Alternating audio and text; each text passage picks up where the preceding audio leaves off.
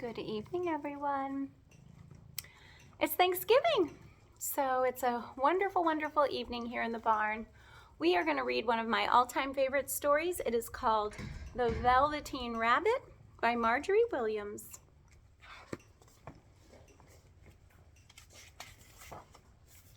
There was once a Velveteen Rabbit, and in the beginning, he was splendid.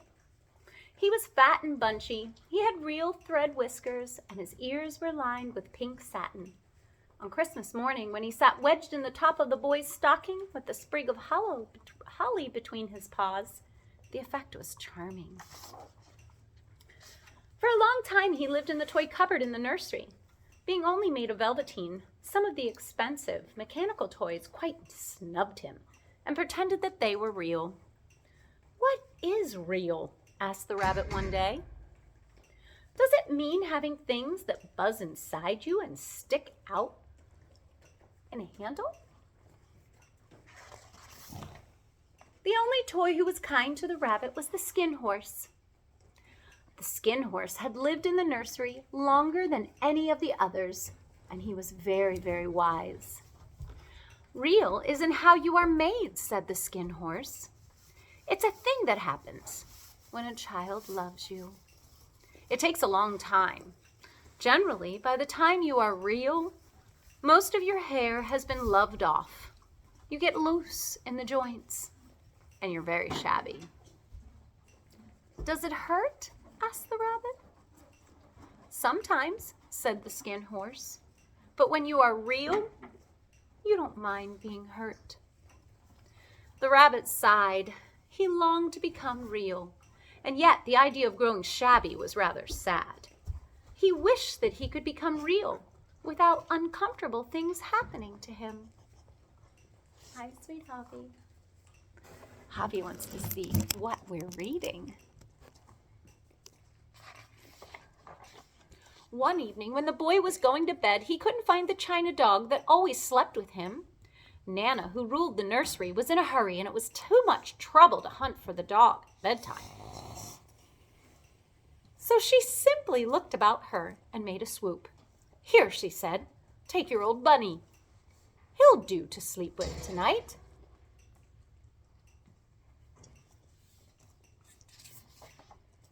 That night, and for many nights after, the Velveteen Rabbit slept in the boy's bed. At first he found it rather uncomfortable, for the boy hugged him tight and rolled over on him, and sometimes pushed him so far under the pillow that the rabbit could scarcely breathe. But very soon he grew to like it, for the boy used to talk to him and make nice tunnels for him under the bedclothes that he said were like the burrows that the real rabbits lived in. Hi, Sonny. When the boy dropped off to sleep, the rabbit would snuggle down close under his warm chin and dream with the boys. Magic's listening too. With the boy's hands clasped close around him all night long. And so time went on, and the little rabbit was very happy. He was so happy that he never noticed how his beautiful velveteen fur was becoming shabbier and shabbier, and his tail coming unsewn, and all the pink rubbed off his nose where the boy had kissed him. Near the house where they lived there was a woods, and in the warm summer evenings the boy liked to go there after tea to play. He took the Velveteen Rabbit with him, and before he wandered off to pick flowers or play at pirates among the trees, he always made the rabbit a little nest where he would be quite cozy.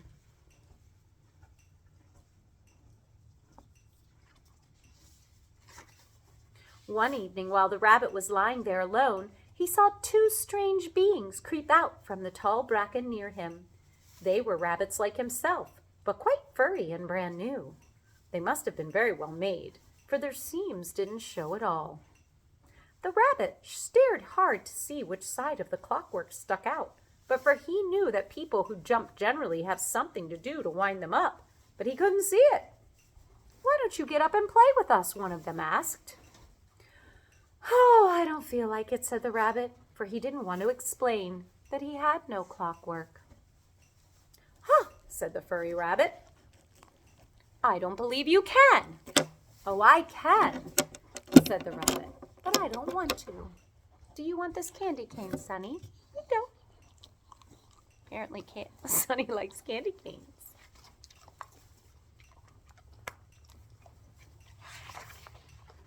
But wild rabbits have very sharp eyes, and this one stretched out his neck and looked. He hasn't got any hind legs. Fancy a rabbit that doesn't have any hind legs, and he doesn't even smell right. I don't think he's a rabbit at all. Just then the boy ran past him, and with a stamp of feet and a flash of white tails, the two strange rabbits disappeared. "Come back and play with me," called the little rabbit. "Oh, please come back." But there was no answer. Here you go, hubby. For a long time he lay there very still. The Velveteen Rabbit was all alone. He was hoping that they would come back, but they never returned. And presently the boy came and carried him home.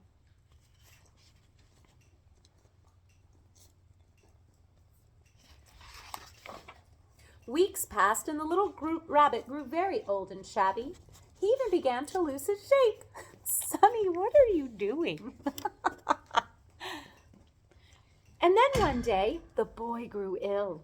His face grew very flushed and he talked in his sleep, and his little body was so hot that it burned the rabbit when he held him.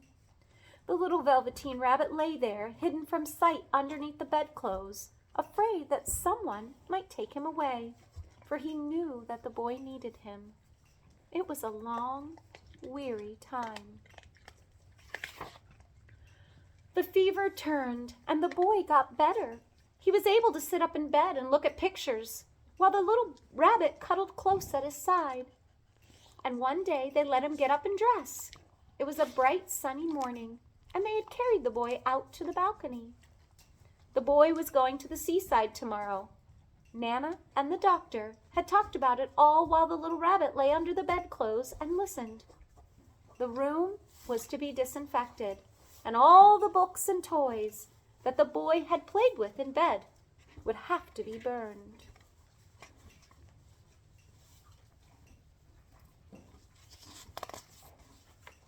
Just then Nana caught sight of the rabbit. "How about his old bunny?" she asked. "That?" said the doctor. "Why, it's a mass of scarlet fever germs. Burn it at once." So the little rabbit was put into the sack with the old picture books and a lot of rubbish and carried out to the end of the garden. The gardener promised to come early the next morning and burn the whole lot. That night the boy slept in a different room with a splendid new bunny, all white plush with real glass eyes.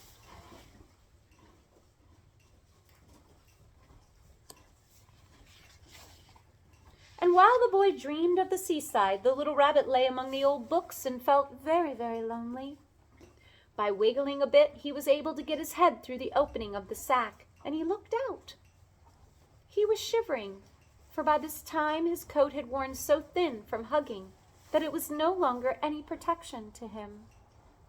Nearby, he could see the thicket of raspberry canes, in whose shadow he had played with the boy on bygone mornings, and a great sadness came over him.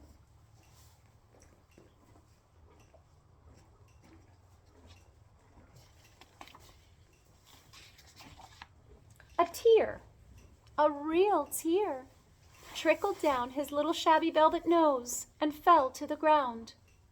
And then, where the tear had fallen, a flower grew, with slender green leaves and a blossom like a golden cup. And presently that blossom opened, and out stepped a little fairy, in a dress of pearl and dewdrops. She gathered the little rabbit up in her arms and kissed him on his velvet nose that was all damp from crying. "Little rabbit, I am the nursery magic fairy," she said. "I take care of all the playthings that the children have loved. When they are worn out and the children don't need them anymore, then I come and take them away with me and turn them into real." and she held the little rabbit close in her arms and flew with him into the woods to the open glade between the tree trunks where the wild rabbits danced.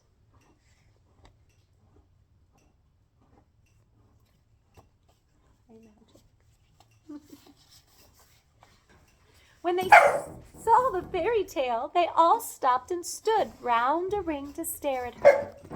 "I've brought you a new playmate," the fairies said. "You must be very kind to him and teach him all the things that he needs to know about being a real rabbit." And she kissed the little rabbit again and put him down on the grass. "Run and play, little rabbit," she said. But the little rabbit sat quite still. He remembered about his hind legs, and he didn't want the other rabbits to see that he didn't have any. He did not know that the fairy had changed him. But just then something tickled his nose, and before he thought what he was doing, he lifted his hind legs to scratch it, and he found that he actually did have hind legs. He gave one leap and he grew so excited that when at last he did stop to look for the fairy, she had gone. But he was a real rabbit at last. Sunny, let them see the story.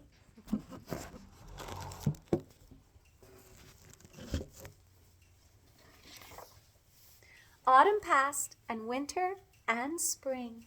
When the days grew warm and sunny, the boy went out to play in the woods behind the house. And while he was playing, a rabbit crept close to him and peeped at him from the woods. And about his little soft nose and his round black eyes, there was something so familiar, so that the boy thought to himself, "Why, he looks just like my old bunny that was lost when I had scarlet fever." But he never knew that it really was his own bunny. He had come back to look at the child who had helped him to become real. The end. I've hoped you enjoyed this story of Bedtime Stories in the Barn. I think Magic really enjoyed that story. He's been here the whole time. And of course, Sunny truly interrupted, but we love her too, just the same, sweet girl. Thank you, and have a great night.